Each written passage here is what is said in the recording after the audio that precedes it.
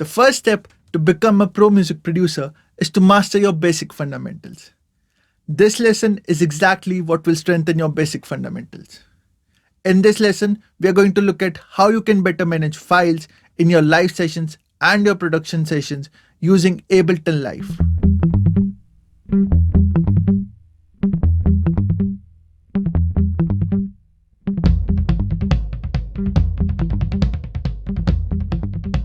Hello aspiring musicians, music producers, audio engineers, YouTubers, and all the like-minded people. Hope you're all doing well.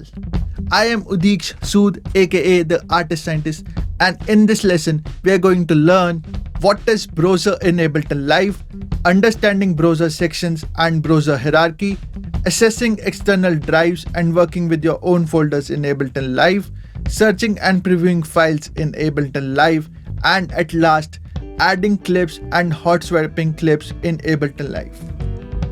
So get ready to learn something new and exciting. Browser is the term used to refer to this particular section on the Ableton Live main view.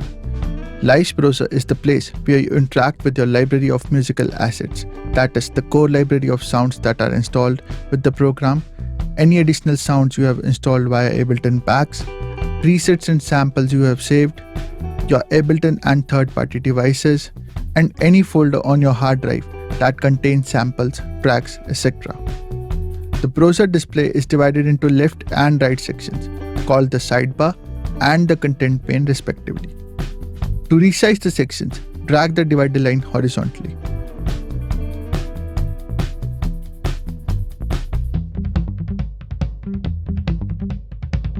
The browser consists of these subsections: collections, categories, and places. Working in browser means to choose one of the labels from the above three and then selecting from the items that appear in the content pane. Now let's look at collections label. Collections label have their own assignable color, which we can use to tag items and form different collections.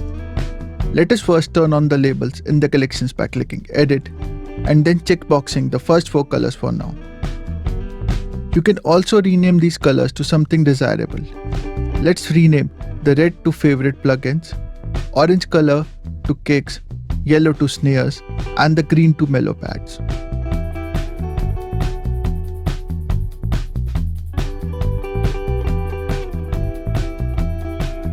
Now let us use these collections labels to organize browser items according to our needs.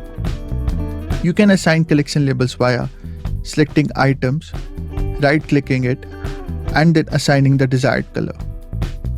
We can also do the same by pressing numeric keys, 1 for red, 2 for orange, 3 for yellow, and so on. Now let me quickly add a few of my favorite kicks, snares, and plugins to these collections.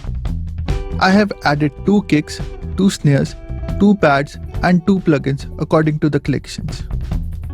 Note that collection label can also be assigned to multiple browser items within a selection. Additionally, it is possible to assign a color label to different item types. For example, you can assign the same color label to a drum sound, a Midi effect, and a plugin. Also, when a hidden unassigned color becomes assignable to a browser item, the collection label for that color will be shown in the sidebar automatically. However, visible color labels are not automatically hidden if all their assignments are removed. Now let us try and assign all 7 colors to a single item and see what happens. Let's assign all 7 colors to this kick. Now it can be seen in all 7 collections.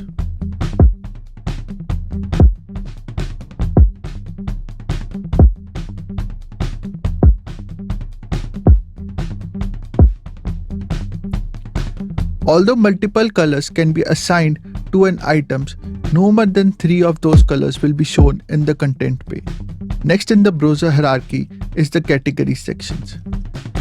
The categories label show all items of a given type, regardless of where they are in your library. Use this section to explore and discover all of the instruments and sounds you have installed. The category sections is organized as follows. Sounds. Here all of your instrument tracks and instrument presets are organized by the type of sound they make rather than by their device type. Drums. All of your drum presets are here. This includes full drum kits which are available as drum racks as well as single drum heads. Instruments. All of your instrument racks are here as well as raw live instruments. Audio effects. All of your audio effect tracks are here as well as raw live audio effect devices and presets are also here. Next is Midi Effects. Here all of your Midi effect tracks as well as raw live Midi effect devices can be found. Max for Live. Here all of your Max for Live devices and presets are present. You can also find any racks that are built with those devices organized into audio effects, instruments, and MIDI effect folders. Plugins. Here you can find all your third-party VST or audio unit plugins that you have installed. Clips. Use this to browse your live clips. Samples. All of your raw audio samples belong here. And finally, all results. This section appears after you have typed something into the search field. It shows search results for every section of the browser in a single list. Next in the browser hierarchy is Places section. The Places label shows the contents of folders on your hard drives. Use this section when you want to access a particular place.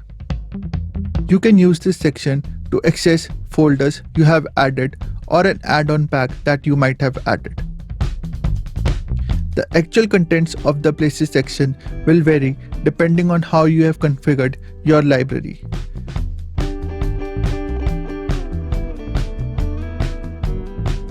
In order to work with your own folders in Live, you must first add them to the browser either by dropping them directly into Live from the Explorer window, Finder, or pressing Add Folder button in the browser sidebar. After adding a user folder, Live will scan it, which teaches the browser about its contents. Following this, it will appear in the Places section of the sidebar. Please note, adding a user folder does not actually move the folder to a new location, but simply makes it available in the Live browser. If you reorganize this on your drives, Live may not be able to find user folder if they have been moved.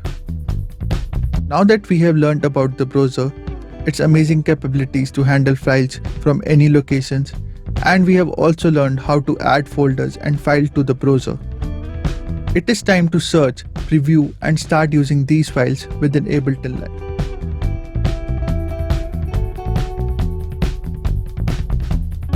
Live's browser is equipped with a search field that filters the content of the selected sidebar labels as you type. To search across locations, press Ctrl F on a PC or CMD F on a Mac. The results will include files that match all search terms as opposed to any. For example, if you search for acoustic bass, the search will yield all acoustic bass sounds, not all acoustic sounds and all bass sounds. Live allows you to preview sample clips and instrument presets in the browser before they are imported into the program. To enable previewing, activate the preview switch next to the preview tab at the bottom of the browser.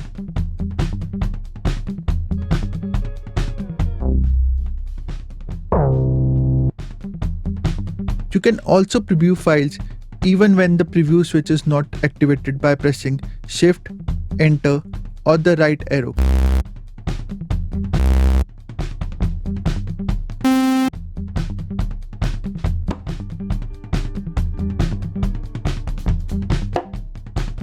Click on a file or use the up and down arrow keys to select it. Click in the tab's scrub area to make playback jump to that point.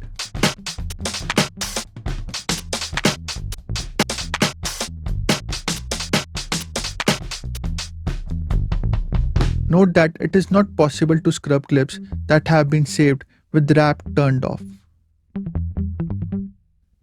You can select live clips in the browser to load them into the preview. You can also preview Live's instrument preset in the Preview tab. When selected, you will hear a short audio example of the preset, so you can get an idea of how it sounds before loading it.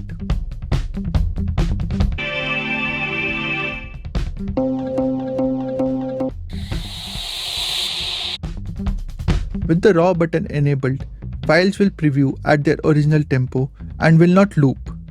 With raw disabled, Live will try to preview files in sync with the current set.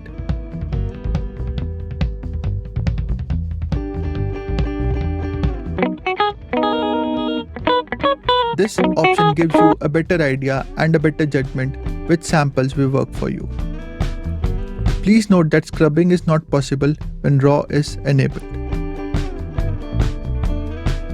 The previewing volume can be adjusted using the mixer's preview volume knob.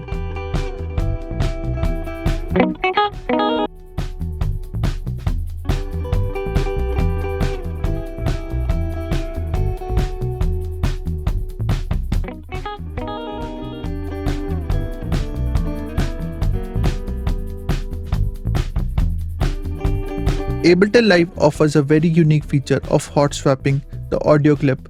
This comes in very handy during the live performances. Hot swap mode can be toggled on and off with the Q key. It establishes a temporary link between the browser and a virtual instrument. While in hot swap mode, you can step through samples or preset to audition them in place that is within the instrument. Let us try hot swapping a sample while we use Live's Impulse instrument that comes built in. Impulse instrument features 8 sample player slots that can be filled by dropping sample into them. Alternatively, we can click the hot swap button that appears as we move the mouse over a slot. Clicking the hot swap button or passing the Q key engages hot swap mode. While in hot swap mode, pressing the up or down arrow key moves to the next file in the content pane, and pressing enter or double-clicking the file loads it into the impulse slot. The link between the browser and the instrument will be broken if a different view is selected or if the Q key or the hot swap button is pressed again. Hot swapping can also be cancelled with the press of the escape key or by pressing the close button in the hot swap bar at the top of the browser. When hot swap mode is re-entered, the browser will show the location of the currently located sound and pre-select it. That's all for this lesson. I urge everyone to get familiar with these basics and start using them in daily practice, especially collections and hot swap. I hope you learned something new today. If you like this lesson, please do show your appreciation by hitting the thumbs up. And please do subscribe to my channel to get all the notifications for the new content that I release every week. Also, do check out my Instagram profile and stay in the loop. Let's get in touch. Bye for now. Stay healthy and practice mindfully.